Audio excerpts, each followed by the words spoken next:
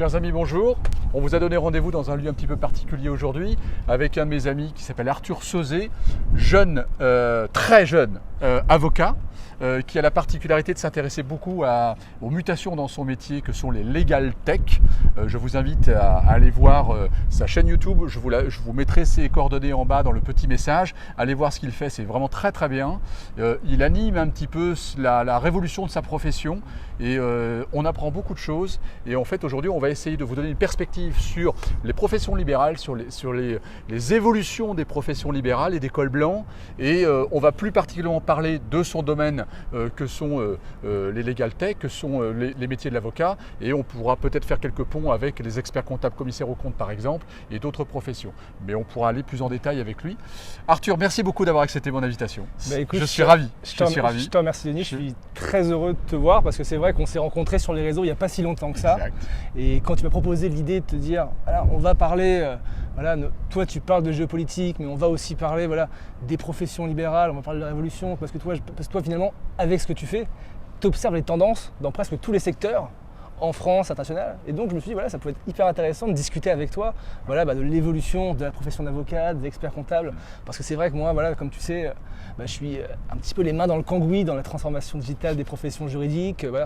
En vrai, j'ai une chaîne YouTube qui s'appelle Teddy Prod et en fait, je teste les différentes legal tech, les solutions technologiques, un petit peu comme les jeux vidéo, pour aider les professionnels à faire leur choix. Parce que c'est vrai que, je pense que c'est pas toi qui vas me contredire, mais la transformation digitale, ça touche tous les secteurs d'activité. Et aujourd'hui, moi, j'ai l'impression, en tout cas, j'ai le sentiment que les avocats sont submergés sous l'offre des startups, sous l'offre des solutions miracles qui va les aider à gagner du temps, à mieux facturer, qui va les aider à travailler en collaboratif. Et je pense que c'est hyper important d'avoir un regard qui ait un petit peu plus de hauteur, plus neutre sur les différentes technologies du marché, et c'est ça que je fais sur ma chaîne YouTube. Donc d'ailleurs, je vous invite à vous abonner si ça vous intéresse. Teddy Prod. Abonnez-vous. Et je vous le remettrai en bas. On est passionnés du monde présent et de l'avenir, tous les deux. On s'intéresse beaucoup à toutes les nouveautés, à tout ce qui se passe. Donc l'idée aujourd'hui, c'est effectivement de se projeter comme d'habitude dans les 25 prochaines années. Alors, on croule sous une canicule à Paris en ce moment, il fait 40 degrés et on prend un peu de hauteur et c'est juste au moment où on va avoir un orage qui se pointe là-bas justement. Exactement. Et en fait, on vous a amené ici, mais pas tout à fait par hasard. C'est que ici, d'ailleurs, on va commencer à vous montrer un petit peu l'environnement. Nous sommes en haut de la Grande Arche de la Défense. Et tout autour, vous avez la plus grande concentration européenne de cols blancs. C'est pas à Londres, c'est pas à Francfort, c'est pas à Luxembourg, c'est à Paris. C'est là où vous avez la plus grande concentration de cols blancs. Et donc, justement, ces gens-là vont se faire disrupter, bien entendu. Et ce qui est intéressant, c'est que dans le monde des avocats, la Défense, du moins le barreau des Hauts-de-Seine, c'est un des barreaux les plus importants de France et c'est un des barreaux les plus riches de France. Ouais. Parce qu'en fait, juste derrière, on a EY, on a Price à Neuilly, on a KPMG qui est là. On a Deloitte qui est là. Qui est juste là. Ouais. Et donc, il y a ce qu'on appelle traditionnellement, on se dirait les Big Four. Oui. Ou Big Five peut-être si on prend si on prend feu Arthur Andersen, qui sont tous concentrés ici, et c'est des cabinets d'avocats qui sont vraiment spécifiques, qui sont historiques, qui ont une activité qui est très axée vers le conseil. Ouais. Et je pense que même eux aussi doivent être amenés à se renouveler. Et c'est vrai que quand j'étais chez EY, j'étais en charge d'accompagner la transformation digitale de EY Avocat, et on se rend compte en fait assez rapidement que même pour ces structures, il y a des processus de digitalisation et d'évolution qui sont aussi longs, si ce n'est presque parfois plus compliqués que les petites structures. Oui, tout à fait, oui. Tout à fait. Alors, où est-ce qu'on en est dans la profession d'avocat justement sur la digitalisation? Est-ce que c'est pour l'instant simplement un phénomène informatique ou ça commence à changer les méthodes de travail? Est-ce que ça a des conséquences jusqu'au client final? Alors, concrètement, en matière de transformation digitale de la profession d'avocat, il y a une vraie évolution depuis, je dirais, ces dernières années. C'est-à-dire que concrètement, jusqu'en 2015, on n'en parlait pas. C'est-à-dire que les avocats travaillaient de manière très traditionnelle, à l'ancienne, avec les codes, avec peut-être des débuts de bases de données qui sont les éditeurs juridiques, mais c'était encore très tradit. Après, il y a les premières legal tech qui ont commencé à arriver. C'est l'équivalent des fintech dans la finance, les legal tech. Les premières legal tech qui ont commencé à arriver. En 2016, concrètement, tout le monde s'en fichait les legal tech, ce sera un épiphénomène, ça ne marchera pas. Concrètement, c'était un peu reste avec ton jeu vidéo et laisse-nous travailler. Ensuite, Il y a toujours une résistance à la ça. nouveauté de toute façon. Et ensuite, d'ailleurs, tu avais invité sur ta chaîne YouTube le docteur. En IA? Non, non. on a invité Michel Tonini, pour l'instant le cosmonaute. On a invité un spécialiste de l'énergie. Idriss Aberkan précédemment dans l'acte 3, exactement. Et d'ailleurs, tu avais invité Idriss Aberkan qui disait qu'en cas de mutation, il y avait toujours un sentiment aussi d'hostilité. Et ça, c'était 2017. Dans les legal tech. C'est-à-dire qu'en 2017, on était un peu les bras connus du droit. C'est-à-dire on voulait porter atteinte à la dignité de la profession, on voulait détruire le métier d'avocat, ce qui n'était pas vrai, donc on a beaucoup battu le pavé. Après 2018, les ordres ont commencé à s'y intéresser de manière assez marginale, mais il y a eu des premières conférences, un premier intérêt. 2019, une forme d'engouement, ça y est, les ordres d'avocats commencent, et les avocats commencent à s'y intéresser. Donc il y a eu un effet de seuil et tout le monde. Un effet de seuil, tout le monde, beaucoup à Paris. Plus à Paris qu'ailleurs, mais il y a des villes comme Lyon qui sont très, très dynamiques, il y a des villes comme Aix-en-Provence qui sont très dynamiques. Donc c'est pas que Paris pour autant, Strasbourg, barreau extrêmement dynamique. Et du coup, ça a commencé à bouger, il y a eu beaucoup plus de conférences, il y a les premiers diplômes qui sont arrivés sur la transformation sociale du droit, à Assas, à... Fac qu'on connaît bien. Exactement, parce qu'on intervient tous les deux là-bas. Et puis il y a eu le village Legal Tech, et le premier salon de la Legal Tech était en 2019, qui était du moins le plus gros était en 2019. Et il y a eu Vivatech, il y a eu les premières fois que les Legal Tech étaient à Vivatech. Donc 2019, une année qui était assez riche à ce niveau-là. Ensuite 2020, là ça commence à bouger sérieusement, c'est-à-dire qu'il y a eu l'élection d'Olivier Cousy, qui est battu de Paris, qui a mis un budget de plusieurs millions sur la table donc là, pour le digital. Exactement, pour utiliser le barreau. Et il y a eu un événement fortuit qui est le Covid. Et là c'est vrai que ça a ralenti, mais pour accélérer la transformation digitale. C'est vrai qu'à court terme, les legal tech ont eu quand même quelques difficultés en termes de chiffre d'affaires, et les avocats aussi. Mais malgré tout, il y a des avocats qui ont accéléré leur transformation digitale parce que il fallait travailler à distance. Donc, ils ne pouvaient plus simplement rester au cabinet avec leur dossier papier. Donc, il y a des solutions de gestion comme Jarvis Legal qui ont bien progressé. Il fallait aussi, notamment dans les directions juridiques sur les fonctions corporate, se réunir, voter des délibérations. Donc des legal tech comme EasyQuorum qui digitalise le corporate, qui a bien marché. La signature électronique. C'est plein de petits détails, mais mis bout à bout, ça fait une solution. Exactement. La signature électronique, gros progrès. Voilà, maintenant on va y passer. C'est ça. Mais durant le Covid, il y a eu vraiment une accélération et des solutions d'automatisation de documents juridiques. Je vois, c'est vrai que mine de rien, l'idée c'est rendre les sales beaucoup plus autonomes. Donc voilà, aujourd'hui, on sent que ça bouge, on sent qu'il y a sur le marché quelque chose qui se fait. On n'est pas encore à l'apogée, je pense, de la legal tech. Et il y a encore quelques hostilités, malheureusement. Moi-même, parfois, je me suis fait un petit peu attaquer sur des groupes d'avocats. Donc il y a encore un sens d'hostilité, mais malgré tout, là, j'ai l'impression qu'on a passé la phase de sensibilisation. On est dans une phase où les directeurs juridiques, les avocats se disent ça y est, maintenant, on y est. Et donc là, ils benchmarkent les différentes solutions du marché, ils réfléchissent laquelle je pourrais intégrer dans tel ou tel domaine, et ils commencent à embaucher des personnes spécialisées de ça. En direction juridique, on appelle ça le Legal Operations Officer, qui est une fonction qui se développe beaucoup. Et en cabinet d'avocat, qui était ma fonction, c'est le Legal Tech Manager. D'accord. Et donc voilà, qui était le Legal Tech Engagement Manager, qui était la fonction que j'occupais chez EY Avocat. Et donc du coup, ces fonctions émergent et il y a les premières réflexions sur la conduite du changement. Ça c'est important. Justement, là on est à une charnière. En fait, c'est très intéressant que tu aies soulevé justement ce dont je parle souvent dans mes conférences. Dans tous les changements majeurs, dans les disruptions majeures, vous avez toujours 3 phases. La première, c'est impensable. Je prends juste un exemple. Le droit de vote des femmes en France. Avant 45, décret janvier 45, 25 ans avant, c'était impensable. C'était un sujet absolument impensable, il fallait être totalement idiot de penser que les femmes pouvaient voter. C'était l'esprit ambiant à l'époque. Le jour où la loi passe, le phénomène devient dangereux. C'est extrêmement dangereux de penser qu'une femme pourrait voter. Interrogez vos grands-parents ou arrière-grands-parents suivant votre âge, vos grands-parents vous diront, à l'époque, ils se disaient, on espère qu'elle va voter comme son mari. 25 ans après, c'est une évidence. Donc vous avez un phénomène impensable, dangereux, une évidence. Et en fait, en ce moment, on est en train de voir justement cette bascule-là à l'heure actuelle. Moi, c'est ce que j'appelle des effets de seuil, où on ne reviendra plus jamais en arrière. Plus jamais. Et après, une fois que ça commence à s'installer dans le décor, ça devient un usage, et ensuite on est parti. Donc là, c'est très intéressant. On est dans ce phénomène de bascule. On est dans là, vraiment, il y a des premières structures qui ont commencé à basculer, certains qui l'ont déjà fait.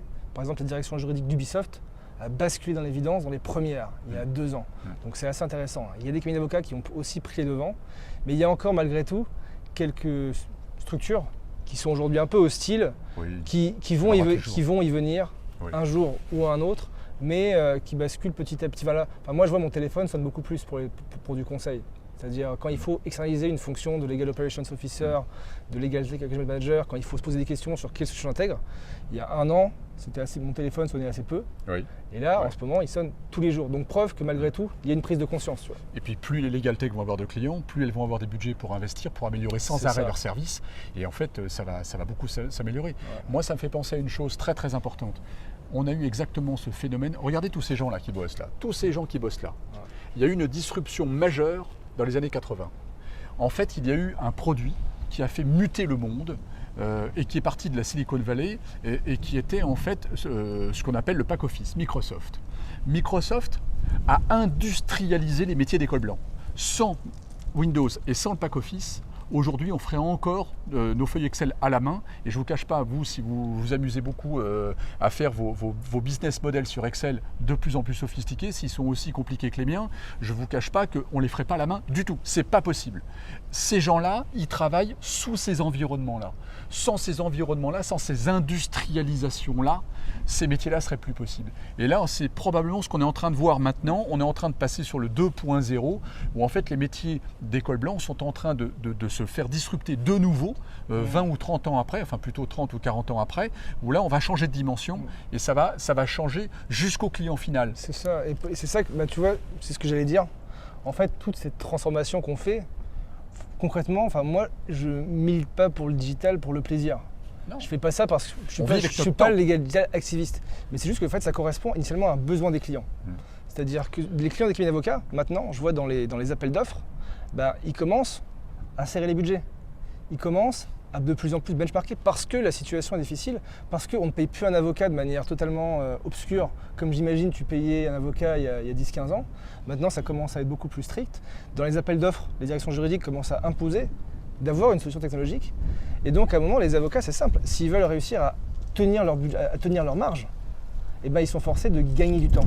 Et c'est pour ça que notamment, je vois les cabinets comme EY juste derrière, investis sur tout ce qui est automatisation et extraction de données pour les audits, qui est leur cœur de métier. Parce que comme ça, plutôt que de mettre 3 juniors sur un audit, ils en mettront un et un outil. C'est une industrialisation. C'est ça. Et donc comme ça, tu gagnes du temps. Mais voilà, tu le fais. Pourquoi ? Parce que ça correspond à un besoin des clients, aussi d'améliorer même la relation client, d'avoir un espace personnel, par exemple, pour discuter avec lui. Et parce que derrière, il faut aussi vivre. Les budgets étant beaucoup plus stricts qu'avant, et malheureusement, il n'y a pas le choix que de trouver des solutions alternatives. Et puis le jeu de la concurrence fait que les concurrents vont s'y mettre aussi, donc en fait ça fait partie d'une tendance. C'est ça. Donc tout le monde est obligé de s'y mettre. Et puis en parlant de concurrence, ce qui rejoint un peu ce qu'on disait, les experts comptables. Les experts comptables, c'est les premiers aujourd'hui à faire concurrence aux avocats sur le juridique. C'est-à-dire notamment sur le social. Notamment sur le social et le corporate. Oui. Et un peu de fiscal. C'est aujourd'hui, quand on va voir une PME, j'imagine qu'il y en a peut-être beaucoup qui regardent ces vidéos, une PME, voilà, elle a son expert comptable qui est vraiment la personne qui est un peu emblématique pour elle, qui est quelqu'un qui est presque dans l'entreprise. Oui, c'est le premier interlocuteur. C'est ça. Et l'expert comptable, voilà, maintenant, peut faire du conseil juridique en droit social, en corporate, en fiscal, même parfois en propriété intellectuelle. Et donc du coup, les PME ont tendance à aller voir l'expert comptable parce que l'expert comptable est beaucoup moins cher. Pourquoi ? Parce que ce sont, dans certains cas, c'est des juristes qui sont moins qualifiés, qui font ce travail. Il y a une relation de confiance depuis des années. Il y a une relation de confiance. Ils sont très peu chers. Je veux dire, un contrat fait par un expert comptable. Parce que vous êtes trop cher, c'est pour ça. Pas trop cher. Mais oui, on peut être pas trop cher. Les très spécialisés. Parce que les experts comptables ont peut-être plus industrialisé beaucoup plus tôt la production juridique. Et du coup, aujourd'hui, c'est simple. Si notamment les petits cabinets d'avocats et moyens qui font du social, qui font du corporate, s'ils n'industrialisent pas leur processus, Ils vont être derrière, amenés à avoir c'est, un je veux gros dire, problème. l'expert comptable, ton contrat de travail pour 200 euros, il te le fait. L'avocat, généralement, c'est 1000 euros. Donc, à un moment, Pareil, les statuts. je veux dire, la question elle est vite répondue. À un moment, il faut, l'avocat, voilà, s'il ne veut pas perdre ce marché, qui est le marché des PME, il est forcé d'industrialiser et d'automatiser. Est-ce que tu vois qu'à terme, il va y avoir des grands cabinets avocats, enfin, ça existe déjà chez les très gros, mais sur des cabinets petits ou moyens en province, parce que ça se structure beaucoup tout ça, les experts comptables fusionnent énormément. Est-ce que tu penses qu'il va y avoir une offre complète pour le client, justement, avec peut-être un huissier, un avocat, un fiscaliste, et avec l'expert comptable et le commissaire aux comptes? Bah, concrètement, Une maison des services, ouais, non, mais finalement. bien sûr. Moi je suis assez partisan, ce que j'appelle ça le guichet unique.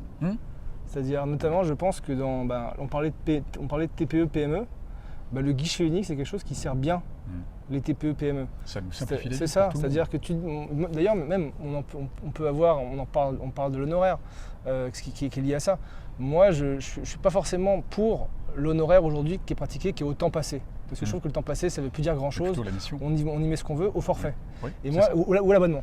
Et moi, j'aimerais que j'imagine un monde où demain, quand tu vas voir ton avocat, enfin, tu as l'avocat, l'expert comptable, le notaire, l'huissier, tu payes un abonnement à l'année pour avoir un accès quasiment illimité, sauf exception, à tous ces différents services. Surtout qu'on peut modéliser Voilà, les c'est besoins. ça. Et en fonction de sur les années, en fonction de tes besoins, et tantôt ça va être l'avocat que tu vas aller voir, tantôt ça va être l'expert comptable, mais c'est dans le même bureau, c'est un seul abonnement, c'est clair, c'est transparent.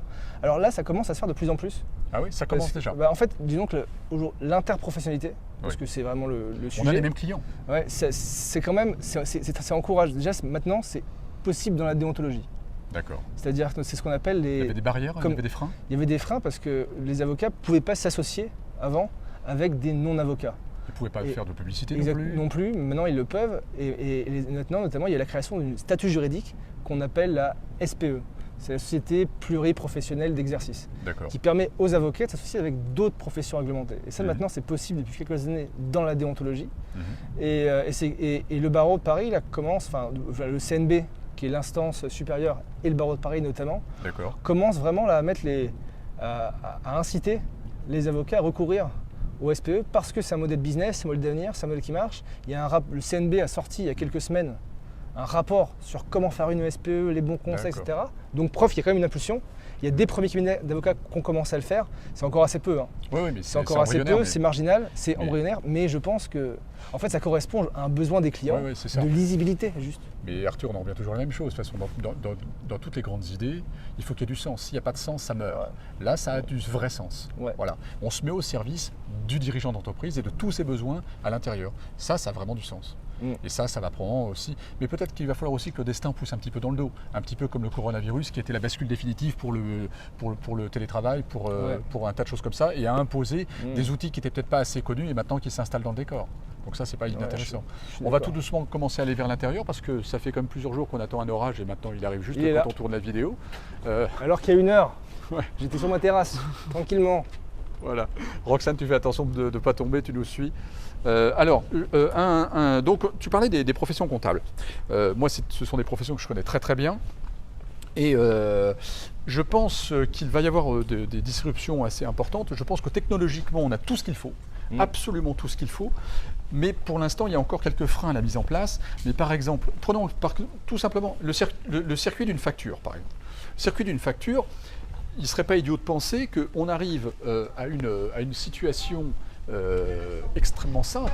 C'est que en fait, on a une facture qui est émise par une entreprise. Derrière ça, elle arrive chez les clients, mais elle passe par l'État. Par exemple, elle passe directement par l'État. Pourquoi on ne pourrait pas penser, par exemple, à un gros organisme comme Euroclear ou Clearstream qu'on a, nous, dans la finance, qui sont des organismes de livraison, de paiement-livraison, qui garantissent d'abord la bonne fin de l'exécution et qui mettent les gens en relation. Ça, on peut très bien le faire avec des factures. Extrêmement simplement, la TVA est ponctionnée au passage, tout est vérifié, ça simplifie énormément tout ce qui est contrôle et ainsi de suite. Et pour les professions comptables, ça enregistre tout en live.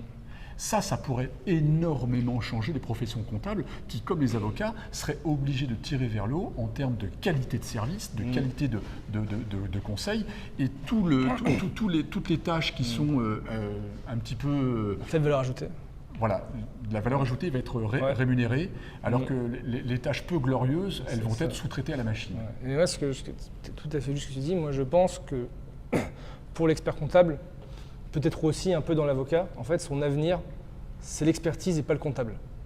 C'est-à-dire que pour moi, l'expert comptable sera demain un expert qui sera qui sera un membre du board. Il est déjà dans certaines boîtes, mais je pense que l'expert comptable sera membre du board. C'est quelqu'un qui accompagnera les entreprises qui lui dira voilà, comment tu peux faire du cash, comment tu peux gagner du CA, qui va l'accompagner sur la stratégie d'entreprise. Mais toute la partie saisie comptable, toute la partie chiffres, ça, demain, ça l'est déjà aujourd'hui dans certains cabinets, mais ça sera complètement automatisé. Ce sera un matériau basique. Voilà, et je vois notamment des solutions, notamment comme Georges et Clémentine, qui sont des solutions de comptabilité en ligne. Ils ont réussi à automatiser ça pour le marché des TPE, qui n'étaient pas forcément adressés par les experts comptables, parce qu'un petit peu compliqué à toucher. Ils ont réussi à le faire. Et maintenant, il y a même des structures d'experts comptables, des réseaux, qui ont beaucoup investi sur l'automatisation, sur tout ça, et qui commencent petit à petit à se détacher de la fonction traditionnelle de l'expert comptable, qu'est la compta, pour l'expertise et le conseil. C'est en cela, en fait, où les experts comptables et les commissaires aux comptes sont assez proches des professions juridiques, c'est qu'ils sont en train, effectivement, d'évoluer fortement. Ça, c'est intéressant. Et ce que l'on a noté, j'ai beaucoup d'amis commissaires aux comptes également, et on a noté qu'avec le changement de périmètre réglementaire, en théorie, ils vont perdre beaucoup de mandats, mais en réalité, puisque c'est vraiment un partenaire de confiance avec le chef d'entreprise, on a noté quand même qu'un certain nombre d'entreprises gardaient les mandats, gardaient son commissaire aux comptes, parce que c'est quelqu'un de qualité, de confiance, et qui a une expertise extrêmement pointue dans différents domaines. C'est ça. Et c'est en cela où, effectivement, avec les professions juridiques, il y a du sens à créer une synergie de tout ça. C'est ça. Et puis les experts comptables, aussi, ils sont, je trouve, un peu plus réactifs au changement que les avocats. Ah oui ? Oui, en tout cas, moi, c'est ce que... C'est pas l'image pour côtoyer un petit peu les deux, j'ai l'impression que les experts comptables ont quand même 3-4 ans d'avance sur les avocats au niveau digital. Alors certes, c'est pas non plus, c'est pas une avance comme aux US, mais malgré tout, ils comprennent beaucoup mieux les enjeux du business que nous.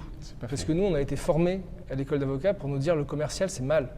L'avocat n'est pas un marchand de tapis. C'est vrai. Moi, quand j'avais donné ma vision de la profession d'avocat à l'école d'avocat, le premier jour, il y a un prof qui est un ancien bâtonnier qui me dit « Monsieur Sauzet, vous déshonorez la profession d'avocat.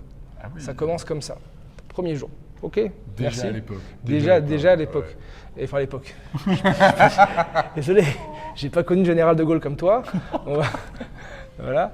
Et donc, on n'est pas des commerçants. Oui. Et on n'aime pas faire du business, on n'est pas formé au business. À part à l'école d'avocat Strasbourg, où ils donnent des cours sur monter un business plan, la trésor, etc.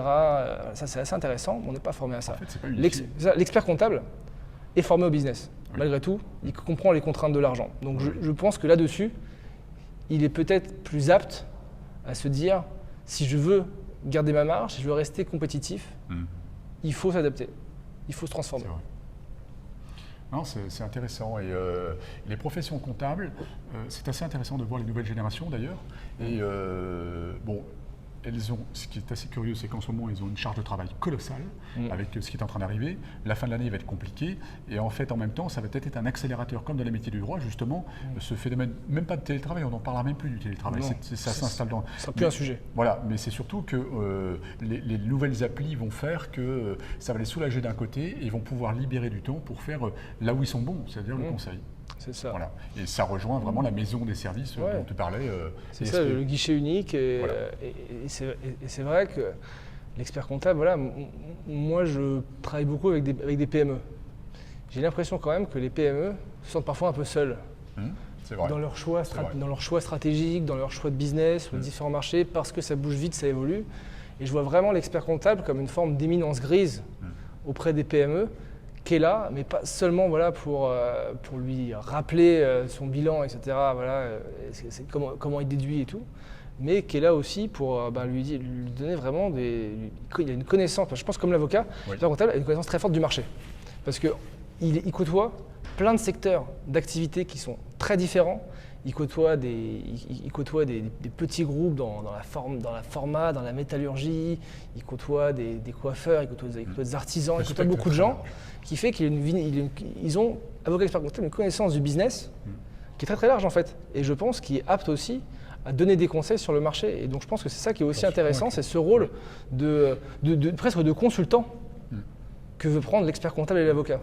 Non, mais c'est un très beau métier parce que c'est un métier intellectuel qui apporte une plus-value au chef d'entreprise. Le chef d'entreprise, lui aussi, est débordé, il est seul parfois avec sa montagne de contraintes, de problèmes et aussi de projets. Ouais. Et l'expert comptable, si on arrive, et le commissaire aux comptes aussi d'ailleurs, mais surtout l'expert comptable, si on arrive à lui enlever la charge de travail peu rigolote, soyons clairs, peu rigolote, qui est contraignante, qui est pénible, pour lui libérer du temps justement pour faire ce dont normalement il est là aussi au départ, c'est-à-dire créer un pont avec le chef d'entreprise, ça ce serait une vraie avancée. Ce serait une vraie avancée. Je suis d'accord. Arthur, merci beaucoup de m'avoir. Je te remercie. D'être venu nous voir. C'était un plaisir. En haut de l'Arche de la Défense. La prochaine fois, tu iras sur mon média. Avec grand plaisir. Et puis j'anime un live au village Legal Tech, c'est au Palais des Congrès au mois de novembre. J'anime notamment une table ronde sur l'Interpro, auquel évidemment tu seras bienvenu pour parler. Ah bah, avec grand plaisir. Il y aura avocat, il y aura expert comptable, il y aura éditeur, start-up. Très bien. Et tu seras le bienvenu pour prendre la parole. Avec grand plaisir. Je ne viendrai pas avec Général de Gaulle, parce qu'il est pris en ce moment. C'est vrai. Mais avec grand plaisir, bien entendu. Puis on va se suivre. Et je le redis. Redonne le nom de ta chaîne. Alors ma chaîne, c'est TEDIPROD, TEDIPROD, comme technologie, droit, innovation. Et abonnez-vous à nos chaînes YouTube pour être au courant de tout ce qu'on sort, puisqu'on va essayer de vous apporter de plus en plus de contenu. Et puis s'abonner, ça nous aide aussi à continuer, parce que c'est pas forcément facile de faire de l'audiovisuel, ça prend du temps, et donc comme ça, ça nous encourage et on se dit voilà, on peut continuer à produire du contenu. Il est bon comme avocat vendeur quand même, hein. Il est très très bon, il a vite appris. Marchand de tapis. Ah, non. Non, merci Arthur, c'était un vrai plaisir. Et je pense qu'on va se revoir pour plein d'autres formats. Plein d'autres choses. On a beaucoup de choses à partager ensemble. Merci beaucoup. Merci.